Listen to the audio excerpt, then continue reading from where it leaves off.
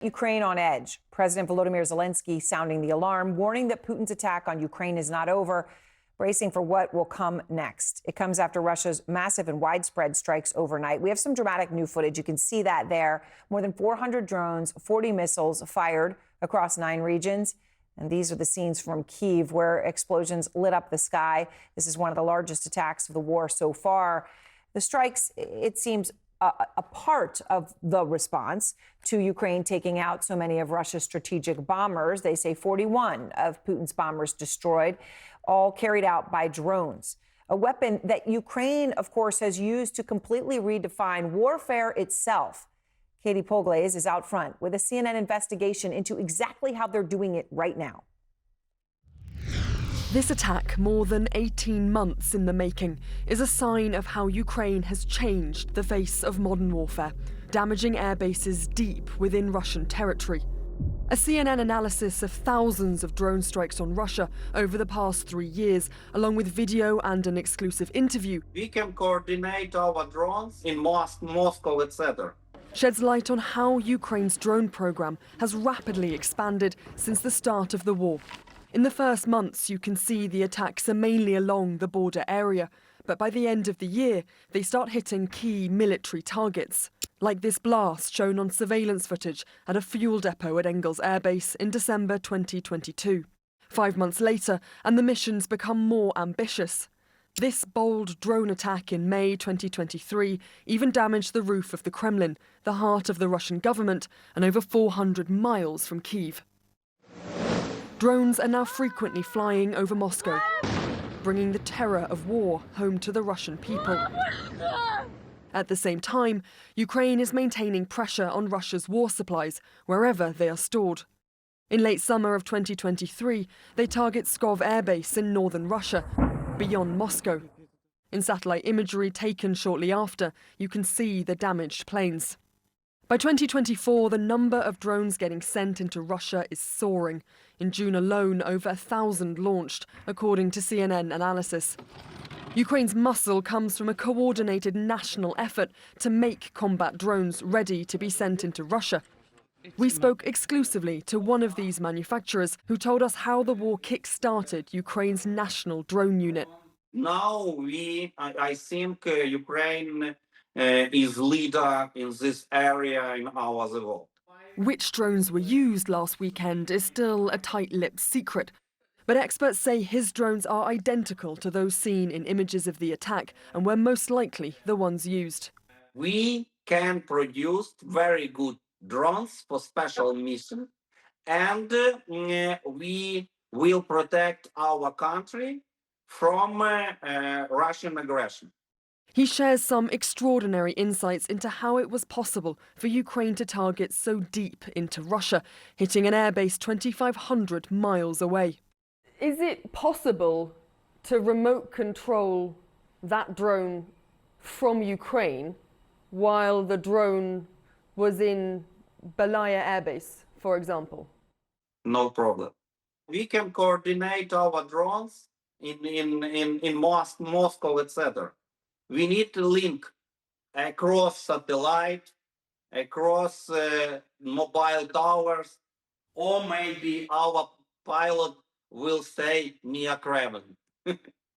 And the success of the program is apparent by the damage left behind. Multiple air bases hit, some in Russia's far east. Ukraine claims it inflicted $7 billion worth of damage on Russian weaponry, though that number has not been verified. Even so, the details of this stealthy operation are extraordinary. Drones smuggled in on wooden crates, then driven across Russia in containers, catching locals by surprise as drones flew out of trucks to launch the assaults. Russia now faces an even steeper challenge to its long-held dominance of the skies. Katie Polglaze, CNN, London. All right, and joining me now is Seth Jones, national security expert and president of the Center for Strategic and International Studies. So, Seth, you have just returned from reviewing frontline drone footage. You've done that with top military leadership from Ukraine. So you've seen things that none of us have actually seen. What stands out to you from that, from what you saw, from what you heard about what really happened on those air bases?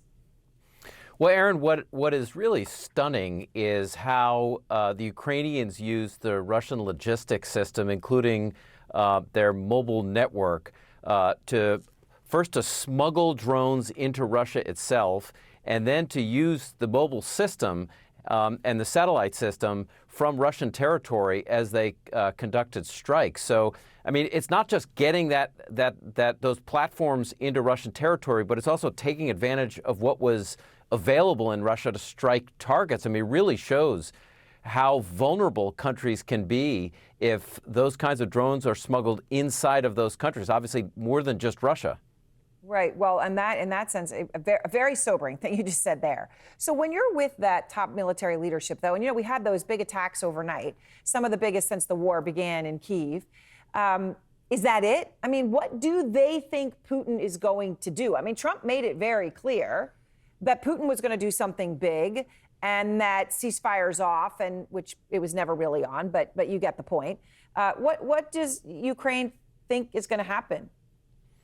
Well, Aaron, I think there are a few things. One is the Ukrainian leadership, and I talked to the head of the Office of the President while he was in Washington this week. They do expect the Russians to conduct a range of cruise missile, ballistic missile, and drone strikes against cities, including Kyiv, in large numbers. That's the way the Russians respond. I don't think they expect to see any kind of a nuclear response, although Putin routinely threatens those.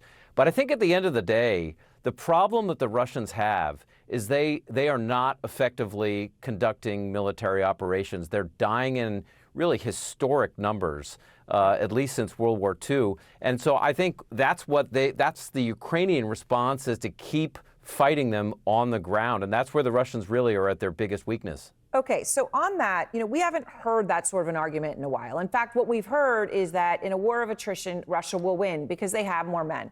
And it's just that simple. And that it boils down to numbers, and the numbers are horrible, but they don't favor Ukraine. So the longer this continues, the more it favors Russia, right? That has become the narrative, right, out there. But you've got new reporting, and you're talking about struggles on the front line for Putin's forces to advance.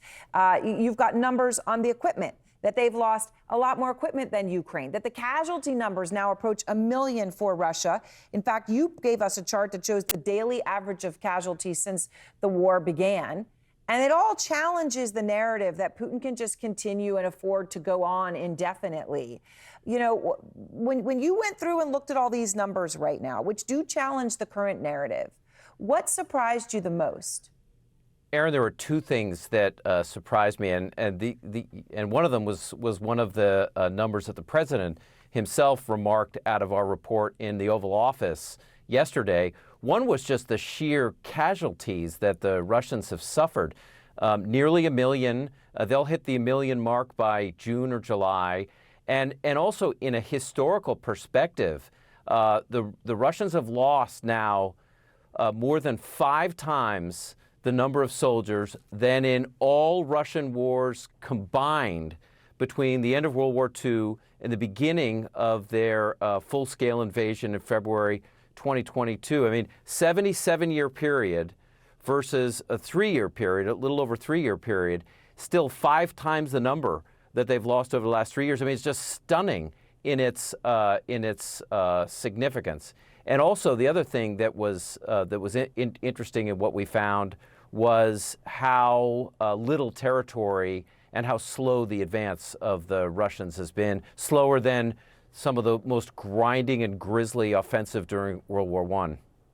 Wow. And you know, when we hear about those and just the sheer death and suffering in that war, trench warfare, where, of course, it's trench warfare here again. Seth, thank you so much. Thanks, Aaron.